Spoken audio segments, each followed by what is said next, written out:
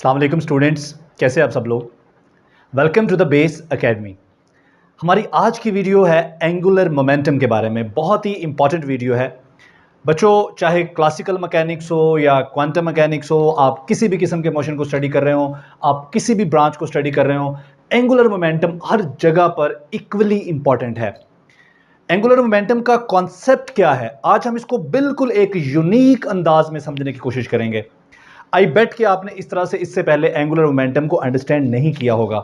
ये प्रोसीजर बहुत ही सिंपल होगा, बहुत ही आसान होगा, और इस वीडियो को देखने के बाद आप फील करेंगे कि एंगुलर मोमेंटम की जो अंडरस्टैंडिंग है उसमें, चाहे पहले आपको एंगुलर मोमेंटम की फुली अंडरस्टैंडिंग क्यों नहीं है, इसके बावजूद अगर आप ये वीडियो देखेंगे तो आपको पता चलेगा कि एट द एंड आपने कुछ ना कुछ नया ज़रूर सीखा है about angular momentum. Angular momentum की जो इक्वेशन है उसके फिजिकल मीनिंग्स क्या हैं, एंगुलर मोमेंटम को कैलकुलेट कैसे किया जा सकता है, एंगुलर मोमेंटम है क्या, ये सारी की सारी चीज़ें इस वीडियो में हम डिस्कस करेंगे इंशाल्लाह।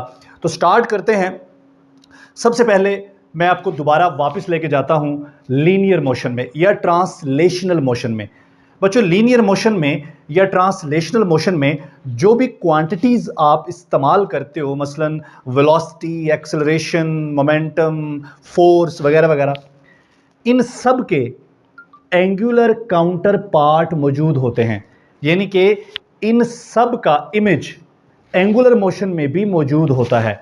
ये सारी क्वांटिटीज जो लीनियर मोशन में आप जिनके साथ आपका इंटरेक्शन होता है, ये सारी क्वांटिटीज एंगुलर मोशन में भी होती हैं। तो हम कह सकते हैं कि वो तमाम क्वांटिटीज जो लीनियर मोशन में इस्तेमाल हो रही होती हैं, उन तमाम क्वांटिटीज का एक एंगुलर काउंटर पार्ट भी होता है। यानी कि वो तमाम क्वांटिटीज एंगुलर मोशन में भी मौजूद होती हैं, लेकिन थोड़ी सी तब्दीली के साथ, थोड़ी सी तरमीम के साथ। तो ज़रा हम इनको रिवाइज कर लेते हैं। लीनियर मोशन में बच्चों, लीनियर मोशन में आपने देखा आपके पास होता है वेलोसिटी,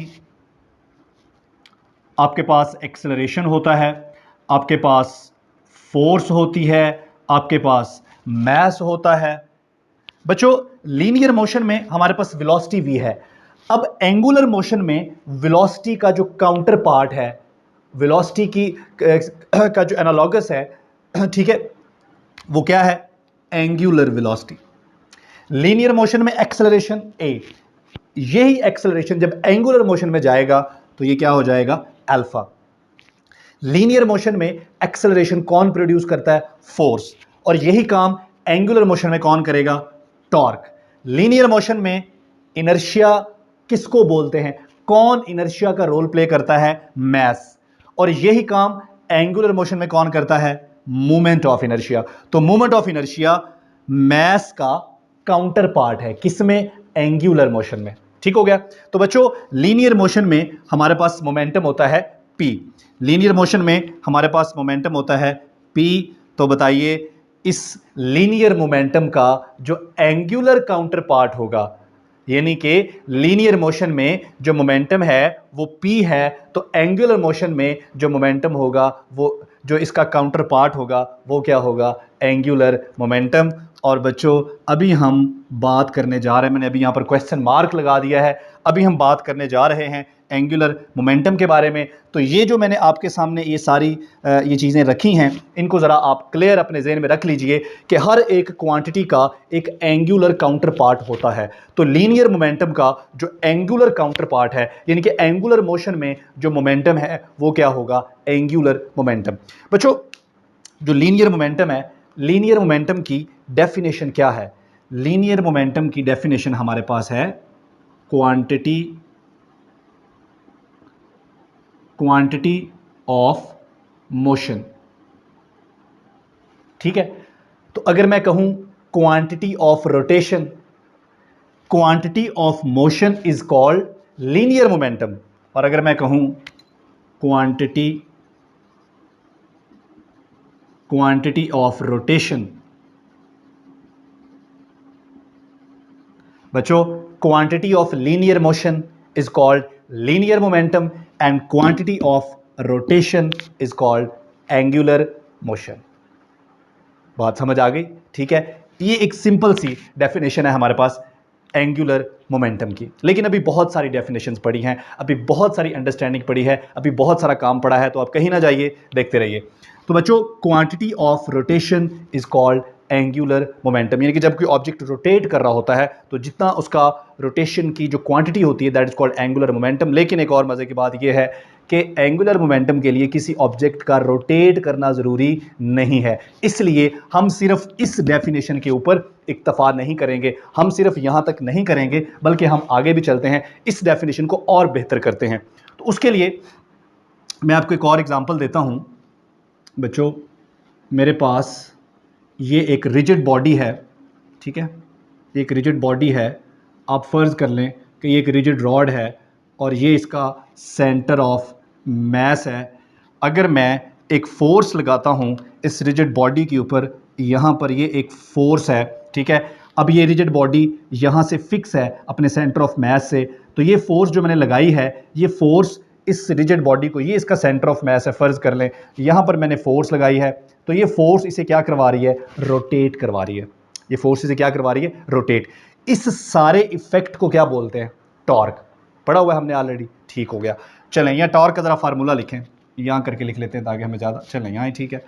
تو ٹارک کا جو فارمولا ہے that is cross product of are and F. اس کا مطلب ہے کہ روٹیشن پروڈیوس ہونے کے لیے ہمیں آر اور ایف کا کراس پروڈکٹ لینا ہے. یہ ایف تو ہمیں نظر آ رہا ہے، یہ دیکھیں، یہ آر کیا ہے؟ آر کہتے ہیں مومنٹ آرم. کس کو بولتے ہیں؟ مومنٹ آرم. اور یہ مومنٹ آرم جو ہوتا ہے بچوں، یہ ہمارا سینٹر آف میس ہے اور یہی ہمارا اسی پوائنٹ پر، یہ جو سینٹر آف میس ہے، اگر اسی پوائنٹ پر میں ایک پرپینڈیکولر ڈرا کروں تو وہ میرا کیا ہوگا؟ Axis of rotation. تو بچوں ایکسس آف روٹیشن سے یا سینٹر آف میس سے جس پوائنٹ پر فورس لگ رہی ہے اس پوائنٹ تک جو ہمارا ڈسپلیسمنٹ ہوتا ہے اس کو کہتے ہیں مومنٹ آرم. مومنٹ آرم کی ایک خوبی ہے، مومنٹ آرم کی خوبی یہ ہے کہ یہ فاصلہ یا یہ ڈسپلیسمنٹ فورس کے یا فورس کے کسی کمپوننٹ کے پرپینڈیکولر ہونا چاہیے، تبھی روٹیشن آئے گی، ادروائز روٹیشن نہیں آئے گی. بات سمجھ رہے ہیں؟ روٹیشن تب آئے گی جب آر کراس ایف ہوگا. آر کراس ایف ہوگا. آر کیا ہے؟ مومنٹ آرم. اور مومنٹ آرم ہونے کی شرط کیا ہے؟ شرط یہ ہے کہ یہ فاصلہ، یہ ڈسپلیسمنٹ یا تو خود فورس کے پرپینڈیکولر ہو یا فورس کے کسی کمپوننٹ کے لازمی پرپینڈیکولر ہو اگر آپ روٹیشن پروڈیوس کرنا چاہتے ہیں. اب ذرا غور کیجئے گا، بڑی ہی امپورٹنٹ بات ہے. یہ 2 منٹ جو ہیں ابھی آپ کے، اس میں آپ کو سمجھ آ جائے گا کہ اینگولر مومنٹم ایکچولی ہے کیا. بچوں فورس کا یہ مومنٹ آرم ہے، یہ فورس ہے، یہ جو کراس پروڈکٹ ہے نا اسے بولتے ہیں moment of force. Us cross product کو کیا بولتے ہیں؟ اسے بولتے ہیں مومنٹ آف فورس. اسے بولتے ہیں مومنٹ آف فورس. اچھا، مومنٹ آف فورس برابر کس کے ہے؟ ٹارک کے. اچھا، مومنٹ آف فورس لیا کیسے جاتا ہے؟ Are cross F. اگر میں آپ سے کہوں کہ مومنٹ آف لینئر مومنٹم لو، ذرا بات سنیں غور سے، یہ ہے مومنٹ آف فورس، اور مومنٹ آف فورس برابر کس کے ہے؟ ٹارک کے. اور مومنٹ آف فورس لیا کیسے جاتا ہے؟ مومنٹ آف فورس لیا جاتا ہے فورس کا کراس پروڈکٹ آر کے ساتھ. اگر میں یہاں پر فورس کی بجائے میں کراس پروڈکٹ لے لوں لینئر مومنٹم کا، کس کے ساتھ؟ آر کے ساتھ. یہ کیا ہے؟ Moment of force. یہ کیا بن گیا؟ Moment of momentum. So moment of linear momentum is equal to Angular momentum. یہ بھی روٹیشن، یہ بھی rotation. Moment of linear momentum is equal to Angular momentum. تو بچوں ہم یہ بھی کہہ سکتے ہیں کہ moment of linear momentum is equal to angular momentum. Moment of linear momentum is equal to angular momentum. بچوں مومنٹ آف فورس کس کے برابر ہے؟ ٹارک کے. مومنٹ آف لینئر مومنٹم کس کے برابر ہے؟ اینگولر مومنٹم کے. لیکن یہاں پھر میں دوبارہ سے آپ کو بتا رہا ہوں، مومنٹ لینے کی کنڈیشن یہ ہے کہ یہ والا جو مومنٹ آرم ہے نا، یہ اس کے یہاں پر جو بھی چیز یہاں پر آئے، چاہے فورس آئے، چاہے کچھ بھی آئے، یہاں پر جو بھی کوانٹٹی آئے، اس کوانٹٹی کو اس کے کیا ہونا چاہیے؟ پرپینڈیکولر، یا اس کا کوئی کمپوننٹ اس کے کیا ہوگا؟ پرپینڈیکولر، تبھی مومنٹ آئے گا. تو moment of momentum is equal to Angular momentum. سو یہاں پر اینگولر مومنٹم کی ایک اور ڈیفینیشن آ گئی. اینگولر مومنٹم کیا ہے ہمارے پاس؟ Cross product of moment arm and linear momentum is called Angular momentum. تو بچوں یہ ریلیشن تو ہم نے اینگولر مومنٹم کا نکال لیا. اینگولر مومنٹم کو ایل سے ریپریزنٹ کرتے ہیں، یہ برابر ہے آر کراس پی کے. اب اس ریلیشن کو، یہ ریلیشن ہم نے کیلکولیٹ کر لیا ہے، اس ریلیشن کو ہم نے میتھمیٹیکلی پروو بھی کرنا ہے کہ یہ ریلیشن آیا کیسے ہے. ٹھیک ہے، لیکن اس سے پہلے میں تھوڑا سا اس کو اگر سمپلیفائی کر لوں تو بچوں یہ جو آر کراس پی ہے اس کو ہم لکھ سکتے ہیں R P sign of theta. جب اس کراس پروڈکٹ کو آپ سمپلیفائی کریں گے تو سائن تھیٹا آئے گا، اور ساتھ میں یہاں پر کوئی یونٹ ویکٹر آئے گا. فرض کر لیں کہ وہ یونٹ ویکٹر ہے کے، اور یہ ہمارے پاس ہے ایل. اگر میں میگنیٹیوڈ کی شکل میں لکھوں گا تو میرے پاس آئے گا L is equal to R P sign of theta.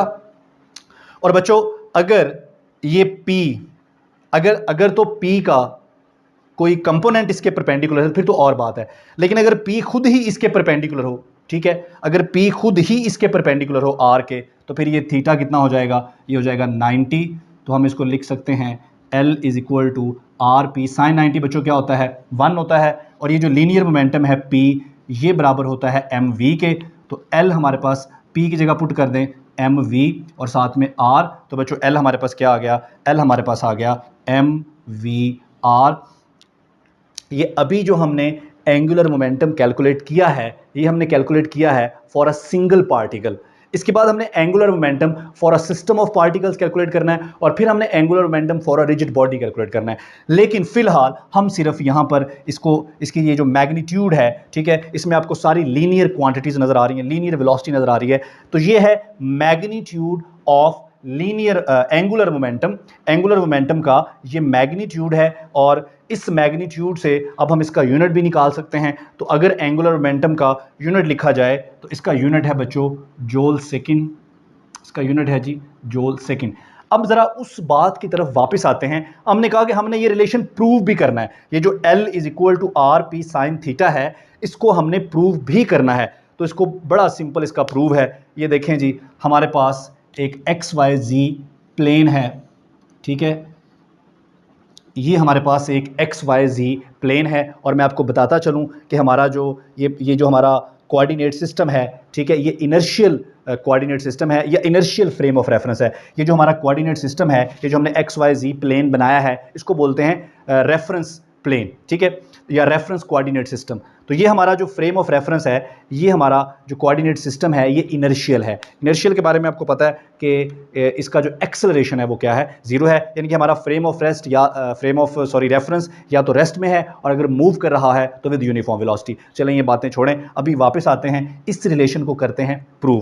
تو بچوں یہ میرے پاس ایکس ایکسیز ہے، یہ میرے پاس وائی ایکسیز ہے، اور یہ میرے پاس زی ایکسیز ہے.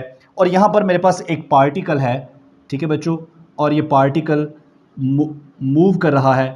یہ اس پارٹیکل کا جو لینئر مومنٹم ہے وہ اس ڈائریکشن میں ہے. بچوں ابھی ہم نے کرنا کیا ہے؟ یہ ایک پارٹیکل ہے جس پارٹیکل کا میس ہے m، اور اس پارٹیکل کا لینئر مومنٹم ہے p، اور لینئر مومنٹم کی ڈائریکشن یہ آپ کو نظر آ رہی ہے. ٹھیک ہو گیا بچوں؟ ہم اس پارٹیکل کو at any instant of time دیکھ رہے ہیں، ایٹ اینی پرٹیکولر انسٹنٹ. تو جس وقت ہم نے اس کو دیکھا اس وقت اس پارٹیکل کا جو لینئر مومنٹم تھا اس کی ڈائریکشن یہ تھی، اور یہ اس پارٹیکل کا میس ہے m. بچوں اس پارٹیکل سے لے کر یہ جو ہمارا کوآرڈینیٹ سسٹم کا اوریجن ہے، یہاں تک ایک ہم نے ویکٹر لیا ہے، اور اس ویکٹر کو ہم کہیں گے آر یا اس کا پوزیشن ویکٹر. اور ذہن میں رکھنا ہے کہ اوریجن ہمارا فکسڈ ہے. یہ جو آر ہم نے لیا ہے یہ ایک فکسڈ اوریجن سے لیا ہے. بچوں ہم نے پیچھے کہا تھا کہ مومنٹ کی شرط ہے مومنٹ کی شرط ہے کہ یہ آر کو یا تو پرپینڈیکولر ہونا چاہیے پی کے، اگر پرپینڈیکولر نہیں ہے تو اس کا کوئی کمپوننٹ پرپینڈیکولر ہونا چاہیے آر کے. تو دیکھیں یہ پی ہے، میں نے اس کے کمپوننٹ بنا لیے، یہ پی ہے تو یہ والا پی کا ایکس کمپوننٹ ہے اور یہ والا پی کا وائی کمپوننٹ ہے. اب بتائیے پی کا کون سا کمپوننٹ آر کے ساتھ پرپینڈیکولر ہے؟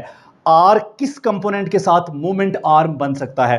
آر کو اگر ایکس کمپوننٹ کے ساتھ دیکھیں تو آر اور ایکس کمپوننٹ دونوں ایک ہی ڈائریکشن میں ہیں، تو آر اس کے ساتھ تو مومنٹ آرم نہیں بن سکتا. اگر آپ آر کو وائی کمپوننٹ کے ساتھ دیکھیں تو آر اور وائی کمپوننٹ کیا ہیں؟ پرپینڈیکولر. اس کا مطلب ہے کہ آر جو ہے یہ وائی کمپوننٹ کے ساتھ کیا بن سکتا ہے؟ یہ وائی کمپوننٹ کے ساتھ مومنٹ آرم بن سکتا ہے. تو وائی کمپوننٹ کی وجہ سے روٹیشن ہو سکتی ہے. تو روٹیشن میں یا مومنٹ بننے میں دو چیزوں کا پروڈکٹ ہوتا ہے، ایک آر کا اور ایک جو دوسری کوانٹٹی ہوتی ہے. تو یہاں پر آپ پروڈکٹ لے لیں، ایک ہمارے پاس ہے آر اور دوسری کوانٹٹی کیا ہے؟ پی وائی. بچوں اس کو لکھ سکتے ہیں آر، اور پی وائی کو میں لکھ سکتا ہوں پی سائن آف تھیٹا، کیونکہ وائی کی وجہ سے وائی کمپوننٹ کے ساتھ کیا آتا ہے؟ سائن تھیٹا آتا ہے. تو یہ بن گیا آر پی سائن تھیٹا. اور یہ دیکھیں آر پی سائن تھیٹا کس کے برابر ہے؟ ایل کے. اس کا مطلب ہے کہ جو آر پی سائن تھیٹا ہے میں اس کو لکھ سکتا ہوں آر کراس پی. ٹھیک ہے، اگر یہاں پر میں کوئی یونٹ ویکٹر لگا دوں، ٹھیک ہے، کے فرض کر لیں، کیونکہ ہمارا یہ آبجیکٹ اگر روٹیٹ کرے گا تو اس کا جو ایکسس آف روٹیشن ہے وہ ہم رائٹ ہینڈ رول سے نکالیں گے اور وہ یہ ڈائریکشن ہوگی. ٹھیک ہے، اس ڈائریکشن کو ہم ایکس ڈائریکشن ہے فرض کر لیں، اس کو ہم ایکس کہہ لیتے ہیں اور یہاں پر یونٹ ویکٹر ہم آئی لے لیتے ہیں. تو بچوں یہ آر پی کس کے برابر آ گیا؟ آر کراس پی کے، اور آر کراس پی کیا ہے؟ L. So L is equal to R P sine theta اور یونٹ ویکٹر. تو ہم نے یہ ریلیشن پروو کر دیا کہ آر اور پی کا جو کراس پروڈکٹ ہے یہ کراس پروڈکٹ کس کے برابر ہے؟ یہ اینگولر مومنٹم کے برابر ہے. بچوں ہم نے اینگولر مومنٹم کا کانسیپٹ بھی دیکھا، ہم نے اینگولر مومنٹم کو کا جو میتھمیٹیکل ریلیشن ہے اس کو بھی سمجھا، اس کا فزیکل میننگ سمجھا، ہم نے اس کو پروو بھی کر دیا. تو بچوں اینگولر مومنٹم، ذرا واپس آئیں لینئر مومنٹم کا کاؤنٹر پارٹ، یعنی کہ لینئر مومنٹم کا رول کون پلے کرے گا اینگولر موشن میں، روٹیشن میں؟ کون پلے کرے گا جی؟ Angular momentum, and that is represented by L. تو یہاں پر اس ریلیشن کے یہ جو L is equal to are cross پی ہے، یہ ریلیشن تبھی ہولڈ کرے گا، اس کی دو کنڈیشنز ہیں. نمبر ون، پہلی کنڈیشن یہ ہے کہ یہ جو اوریجن ہے اس کو فکسڈ ہونا چاہیے، اور دوسری کنڈیشن یہ ہے، پہلی کنڈیشن کیا ہے؟ اوریجن کو فکسڈ ہونا چاہیے. اور دوسری کنڈیشن کیا ہے؟ دوسری کنڈیشن ہم نے بتائی تھی کہ یہ جو ہمارا فریم آف ریفرنس ہے اس کو انرشیل ہونا چاہیے.